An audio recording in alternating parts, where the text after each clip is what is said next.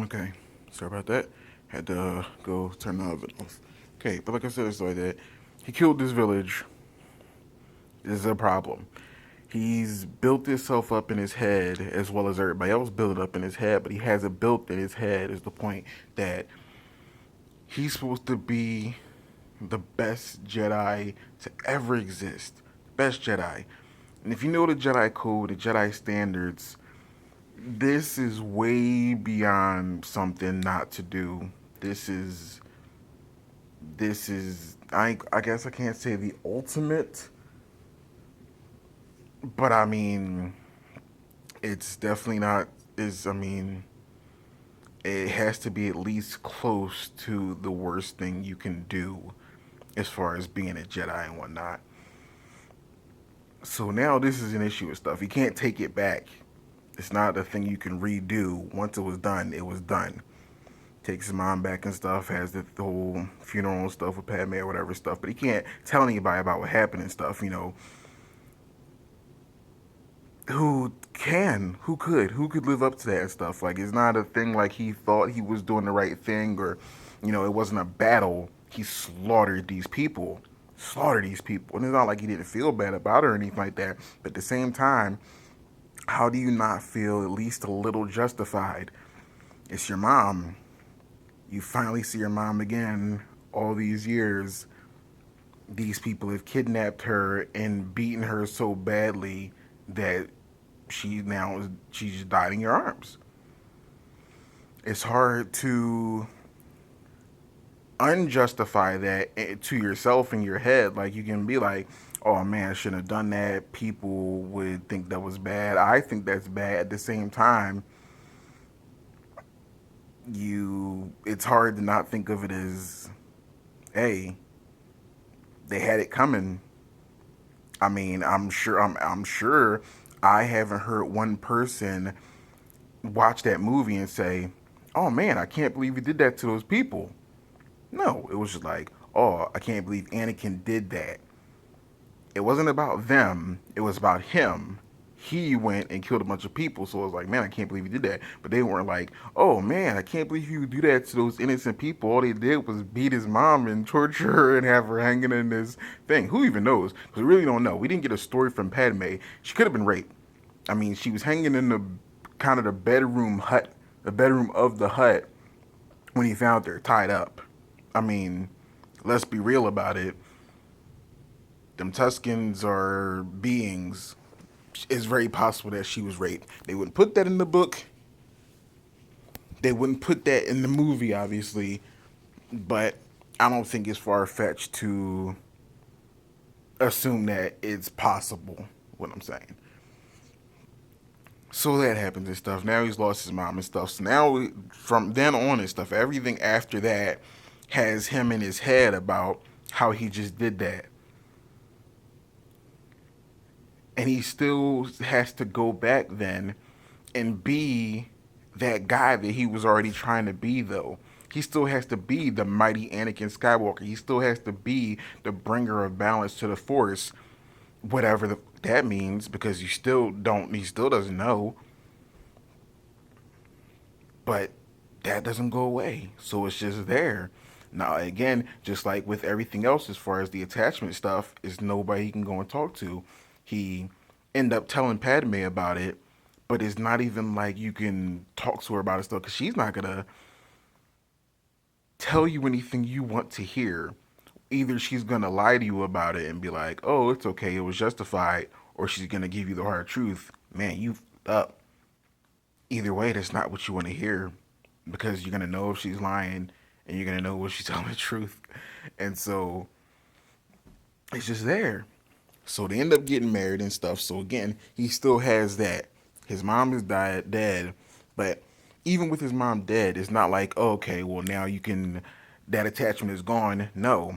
He has the attachment that of his mom because he still loves his mom. Now he has the added bonus that for all that time he didn't go see her, she was just there like, oh, I hope he's doing good. He comes back and see her. Now she's dead, die in your arms. So that you got that attachment to that. That's never gonna leave your mind. Now you killed this village, and that's never gonna leave your mind. So all these things just compiling in his head, and it's only him that can deal with these things.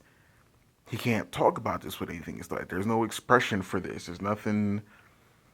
There's no outlet for anything you might be feeling. There's no grief counseling or anything. It's just there. So move on to episode 3 and stuff. And oh no, not even that stuff. Episode 2, the fight with Dooku. This is the mighty Anakin Skywalker and stuff. And I mean, all through the movie and stuff, all through episode 2, you see Obi-Wan kind of giving him backhanded compliments. Oh, what are you? You're doing such good. Padawan, stay in your place.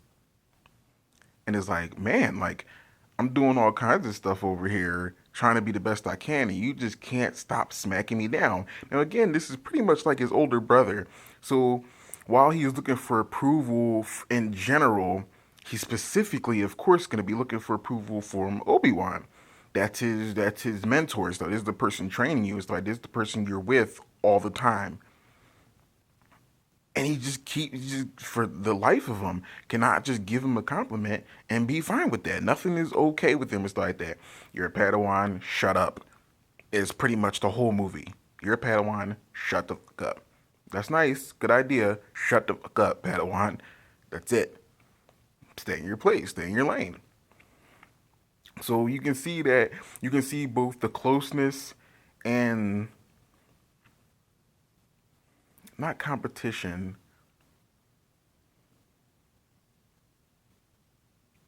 I'm not really sure what word I'm thinking of and stuff, but the issues that they have in their relationship and stuff of being brothers. Those of us with siblings know it's not always good. As much as you love this person will get to you more than anybody because they're so close, because their opinion means so much, because, again, you're so close. They're so close to you. And so you get to the Dooku fight, and the mighty Anakin Skywalker, who's just trying to be better than everybody, gets slayed. Hilarious, hilarious. And again, the book goes more into the fight. He actually did a lot better in that fight than it lets you get to see. Obi-Wan got sliced up and was down for the count all guys super quick. Anakin put up a fight better than somebody at his level should have been able to. Dooku being a master and then going over to the Sith, making him that much stronger. If you know anything about the Sith, you know how they operate and stuff, and why he would be that much stronger on the dark side. But just the point and stuff that he actually managed to put up a fight before Dooku had to smack him down. Like, okay, this is getting too real. Got to put this boy down before he hurts me. And so he gets his arm cut off, which again is the way these things happens to him. He can never forget about these things. These are not something he can just go home and be like, all right, took that loss, we'll be better next time. No, he killed a bunch of people. Those people are always gonna be dead. His mom's dead. She's always gonna be dead. His arm gets sliced off. Anytime you look down and see your arm not there, whether it's prosthetic or not stuff, you know that's not your arm. You now don't have an arm, and you're always gonna be like, I remember that time when Dooku smacked me down like I was some child. But again, I'm supposed to be the person, the best Jedi ever, and bring balance to the Force. How can I do that if I'm getting smacked down by some old man? Now, granted, he got to see Obi-Wan lose before that, but let's be honest and stuff, in his relationship with Obi-Wan, he doesn't really see himself not equal to Obi-Wan. So Obi-Wan losing is not like, okay, well, even Obi-Wan lost. It's like, yeah, Obi-Wan lost, watch me. It's that kind of competitive relationship between them in Anakin's mind, not in Obi-Wan. Obi-Wan, partially, he's like, stay in your lane, thinking, okay, yeah, you're not there yet. Anakin feels different, obviously. But yeah, so they get smacked down and stuff. Now he has this constant reminder because he has no arm. Dooku gets away, they get smacked down, all this and stuff. So yeah, so all this stuff now is weighing on him. So in between episodes 2 and 3, He has to deal with this secret marriage and stuff that he's not supposed to have, while still dealing with the loss to Dooku. Even though he's getting wins and stuff, you catch that in the books. You don't get any of that information and stuff in the movies and stuff, obviously, because between the movies, you got the cartoon Clone Wars, so it was awesome and stuff. But even then, he was still catching losses, and so every time he loses, it's like, I'm supposed to be the best. Why am I not the best? You came to me, you took me off this planet, you put me up on this pedestal, supposed to be the best. Everybody in the temple is like, hey, you're supposed to be the best. So anytime you do something that anything wrong is that much more of a smackdown to your pride, which he has a lot of, with almost no choice. Because he was 9 years old. He had enough experience in life to be a normal person, and then enough the lack of experience to still be into that without thinking of it himself, his own ideas of that. Bring balance to the force, you specifically. There's no way to not have a pride or a chip on your shoulder when you get that kind of title at that age. It's too much. So you get to episode 3, and this is taking forever, and so I need to speed this up and stuff. You get to episode 3, he's about to have these babies, but still stuff is still going wrong and stuff. He gave you a little tidbit and stuff, his little snap and stuff when he was talking to Padme. He's not the Jedi he should be. He should be way better. It's ridiculous that he's not better. He got that win over Dooku, but at the same time, he never doubted that he could beat Dooku in this sense. Not obviously after that loss and stuff, he doubted it, but getting stronger over the years like that, he sees himself as the strongest Jedi. You saw that and stuff like that when he introduced stuff, when they was talking about the council and stuff like that. He's like, I'm stronger than everybody. And as far as force power, he really was. He's stronger than everybody there. He didn't have the maturity level to handle that kind of power. He had too much of a chip on his shoulder because everybody expected so much from him. It was a lot to deal with for somebody 21 years of age, because I feel like, that comes into factors like that. That's not really that old, especially with how long people live in that universe. Mace was like 50, 55, something like that. Mace was. Dooku was 83. Yoda was like 800. And so when you say 21, yeah, granted he was human, and so that was, something to be spoken of and stuff for his expectancy, his life expectancy, just because, humans don't live that long and stuff as far as the universe goes. That's still young. Even for us like that, that's young. Like you're still a baby to most people at 21. And so, with all that weighing on your shoulder and stuff, the deaths, the saves, the good and the bad, both making you believe that you should be better, it's that hard to not be better than, and you're not understanding why am I not better. But it's not like anybody's gonna actually be able to give you an explanation on why you're not better. You were just you know what I mean? Like nobody went and explained this stuff. Hey, Anakin, you have to get in the mindset of having this power and not feeling like you need to be the best all the time just because you have this power. Yes, you're supposed to bring balance to the force, but understand that we don't even know what that means. Forget that. Forget that side of it. Just be the best you can be, and that'll come later. That'd have been an easy enough explanation. Now, I mean, granted and stuff, at this point at 21, living like he did and stuff, of course he wasn't just going to be like, oh, okay, that's a better explanation. I get it. I'll just be better now. No. But it would have been a lot better of an explanation than what they were giving him. A lot better. So, yeah, he gets the win. He's getting shot down just like he was as a Padawan. He's a Jedi Knight now. He's getting shot down just as frequently. Now, even a broader spectrum of people and stuff. Everybody's smacking this man down and stuff as far as status. It wasn't even his idea for him to be a master as far as being on the council. it was Palpatine's. Palpatine needed him to be on the council, or wanted him to be on the council because of their relationship, and because he would have been on the council, only masters are on the council, then of course it would be implied and stuff then that he would also be a master. And of course, because he's so strong and he feels like, hey, I'm on par with you guys. When they were like, oh yeah, no, we're gonna let you be here, but no, you're not a master yet.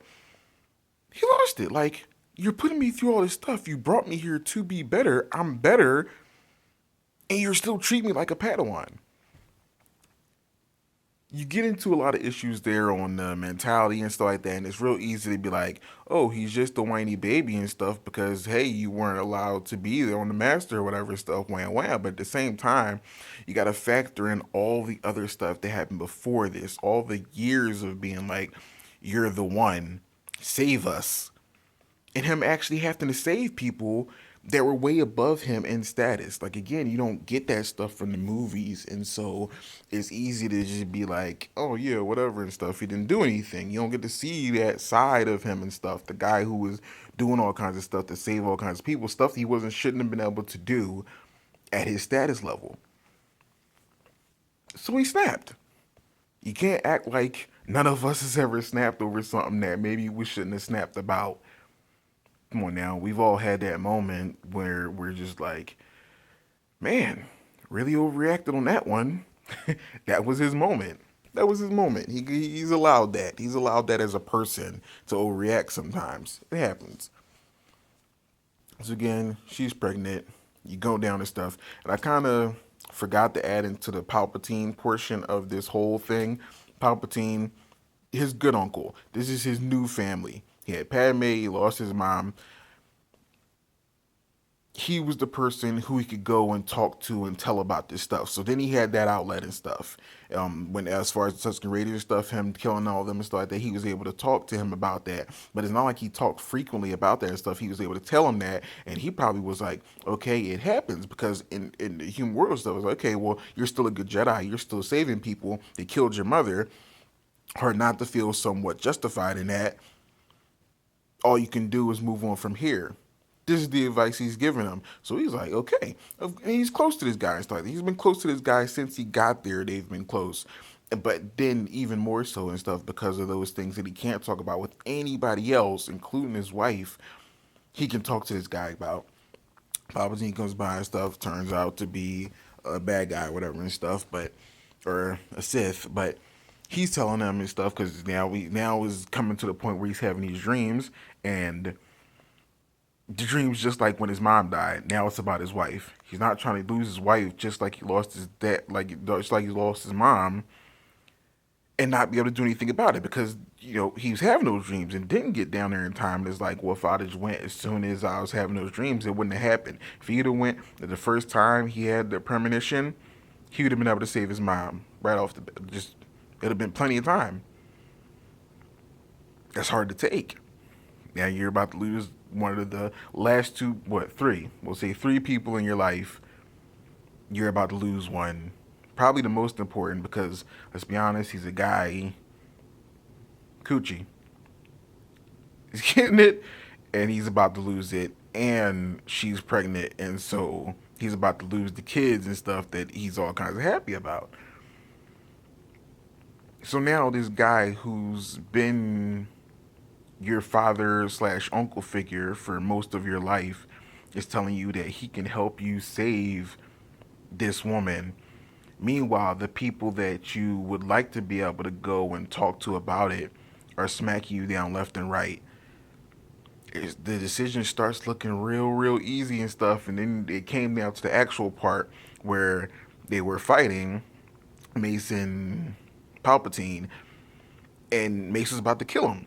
So it's like, all right, well, no, let's put him in jail because that way Anakin can still get the information and not have his father figure slash uncle figure die and still be able to save his wife.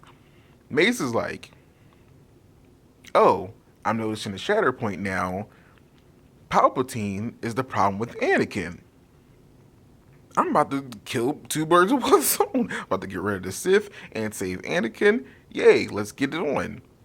He's about to kill him. Get his arm cut off. We all saw that part. Ultimate power. Hilarious. Poor Mace. Not hilarious for him. But at that point in that thing is like that, it's not like he was thinking, oh man, maybe I should turn to the dark side. No, he wanted to take Palpatine in. At the same time, in that moment, he only had so many options. And it's not like he went to kill Mace. He cut off Mace's arm so Mace couldn't kill Palpatine. And then Palpatine was like, ultimate power, and shot this nigga out the window of Coruscant so many miles above ground level. That man was falling for quite some time before he managed to hit ground. And then at that point, what do you do? This man is inviting you in. He's been there for you your whole life. He can help you save your wife. You already probably was going to have to leave the order because of your wife and because of these kids. It was all this stuff happening at one time, which was Palpatine's plan and stuff. Like all this stuff was being manipulated and whatnot to come to this point, more or less. You know, not this exact point with Mace there and the cutting off the arm and stuff, but to that general point where he felt like that was all he could do. So we end up doing it. And so, I mean, of course, you know, stuff happens after that, whatever stuff. But as far as the whiny part, I feel like a lot of people feel like he's just some whiny kid who couldn't get his way. And I don't know that that's fair. I feel like, given the circumstances of his life, I'm not sure that I can say in his shoes that I wouldn't have done the same thing. Again, I'm me, and I can be like, no, I wouldn't just start killing people all crazy to save her. Like, this is something that happens. But at the same time, I'm not him. I don't have the same circumstance. I didn't grow up like that. I didn't lose my mom. I didn't kill a bunch of raiders. I don't have that kind of power. I wasn't a slave. It's just not the same situation.